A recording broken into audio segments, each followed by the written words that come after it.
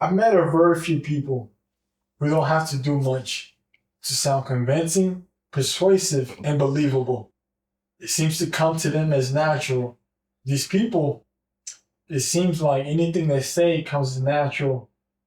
I'm grateful to be speaking to one of these individuals that have such gift. Kent, it's a pleasure having you on this platform. Welcome to the Common God podcast. What is the gift of gab to you? The gift of gab to me is just being confident in what you're saying. A lot of people speak fluently, but they're not confident in what they're saying and able to match the tone of who they're speaking to. So it's just kind of approaching conversation as a way to kind of meet people in the middle of where their perspective is and matching their tone. You recall to me reading. You recall to me having to read multiple books in the summer and having to write reports on them.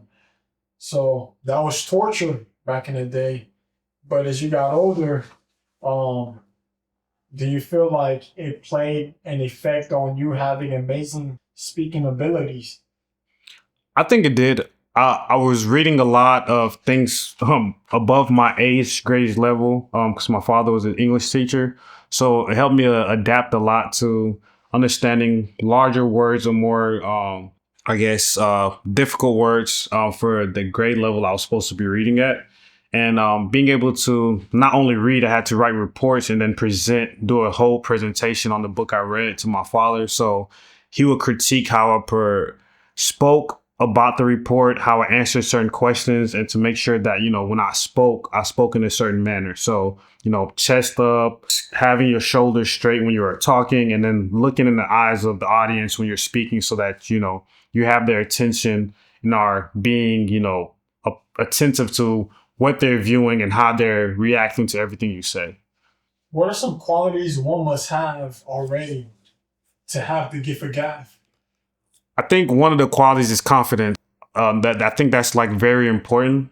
You could be wrong in what you're saying, but if you speak in confidence, if you speak in confidence when you're discussing the topic, a lot of people will kind of gravitate towards what you're saying, regardless if they know the information or not. Confidence kind of helps you lead that conversation and kind of stand tall in all of the words that come out your mouth. Can someone have this gift and not know? Yeah, a lot of people have the gift of gab and don't know. They kind of just view themselves as being extrovert, or they use the term as social butterflies. A lot of them have the gift of gab because they're able to talk in any room they're in. I had a coworker that had the gift of gab and he never knew. He just kind of was friendly with everyone. But you notice how he maneuvered certain rooms and was able to get in opportunities that regular people didn't get, that you realize he had a gift of gab because he created friends and acquaintances in rooms that many couldn't. Can someone have this gift and use it for the wrong reasons? Of course, that's where politicians lie. A lot of them have the gift of gab, for one, not to speak on a negative light, but just Obama, for example. A lot of people trusted him and believed in him solely because of how he was as an orator and how he spoke. He had the gift of gab and was very persuasive in how his demeanor was. And when he talked, you almost believed everything he said and you kind of fell in line to what he wanted. I'm not saying he was in a negative light, but that's just kind of an example of how you could. The gift of gab is powerful in being persuasive and having that charisma and confidence can almost lead people into the wrong path. Who is another person? Actually, a negative one would be if you ever heard of the story of the guy from Jim Jones in Guyana. Similar situation. Gift of gab was great at speaking, so a lot of people believed in him and followed him into their deaths. You having this gift, how do you know when you activate it, when you have to deactivate it? So for me, I'm mostly activated in things that I find important. So for work, I work in a line of sales. So when I'm speaking to certain clients and customers, I'm able to activate it because I do my research. So when I speak to them, I'm able to speak confidently because I have as much information as possible so that that conversation can keep going. And then in regular day to day, when I'm pursuing a lover, for example, I kind of, do my due diligence and not try to approach it in a certain way. Being able to come off as friendly, toning down your demeanor and not be as aggressive as I would if I was doing a sales call, but being able to still be, reasonable and kind of keep their attention to me when I'm having that conversation. Gift of Gab, it's not just how you speak, it's how you approach certain things. It's about eye contact, matching tones, and your physical appearance of being welcoming so that people can continue to talk to you and continue that conversation with you when they do engage. Do you feel like your upbringing helped you acquire this unique feature?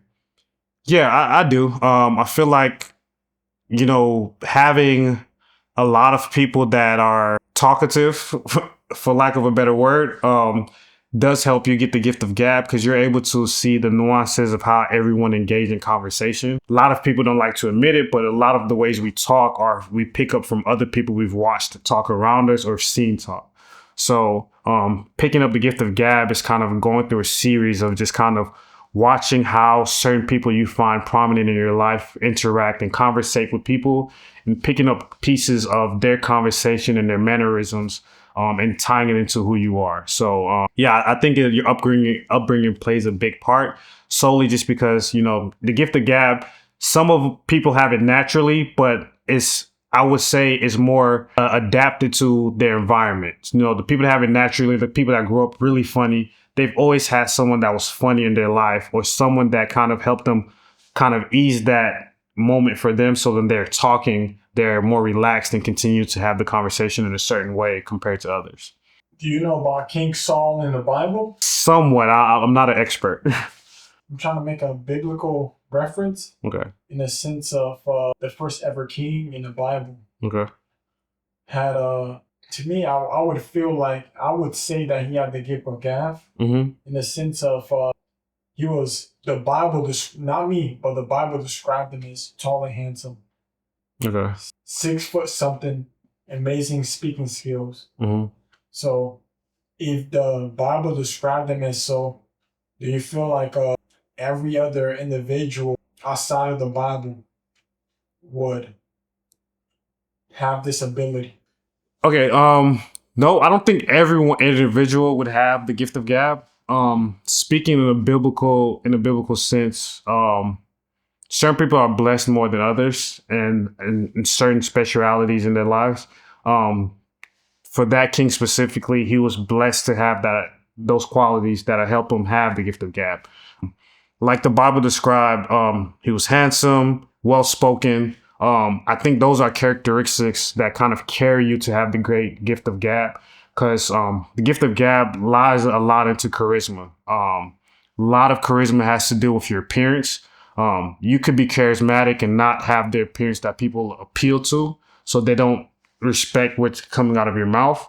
But if your appearance matched the charisma, it's easier for you to have the gift of gab because you can lead with appearance. So you're more welcoming when people are having conversations with you because your appearance is nicer, for lack of a better way to explain it.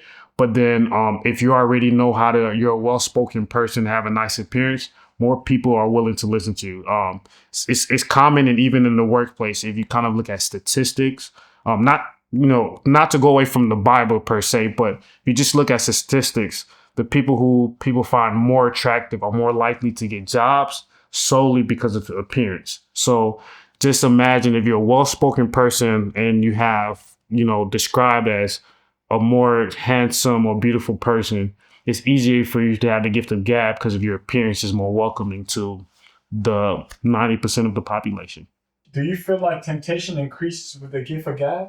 Yes, I do feel like having the gift of gab, you have more temptation because you will meet your match. You will meet someone that is as well spoken as you, and that hinders your thought process per se, and it allows things to go beyond where it should. A lot of times, if you're someone with the gift of gab and you meet someone else with the gift of gab, that conversation can keep going, and that can lead to a pretentious relationship that shouldn't be, but it's only because you guys find that bond in that moment where you guys interconnect and you're able to kind of just carry a conversation.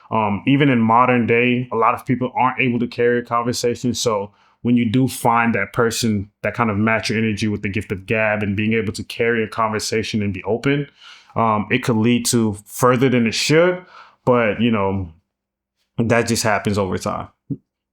Do you know anyone personally who has this gift but chooses to not enhance their speaking abilities? Yes, I know a few people. I would say myself as one. I have the gift of gab, but I don't want to enhance it just because personally, I'm not a big people person. I like people, but I'm not a big people person. I have a couple of managers over the years that are the same way. They had a gift of gab. They could talk to everyone, but they've just kind of dumbed it down because they know you kind of have a cap when it comes to the gift of gab.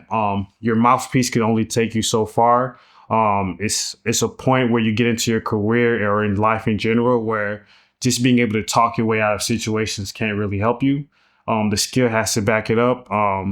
And that's where a lot of people fall short to have the gift of gab. They kind of use it to an extent of getting beyond where they should be. And then once they get there, it's kind of like you have a plateau if you didn't pick up anything else along the way. What are some other traits someone must have for the gift of gab to be fully? Yeah, like I said before, one of the main traits is being charismatic and you're having a good experience, appearance. Good hygiene is very important. Like something I've always done that's kind of helped me in this position is basically smiling. A nice smile will go a long way. I've had sales clients that hated me or are upset, but if I could just smile, it kind of calms down the situation and helps me get ahead. Those are a few qualities I would say, and then just being very confident in your tone when you speak.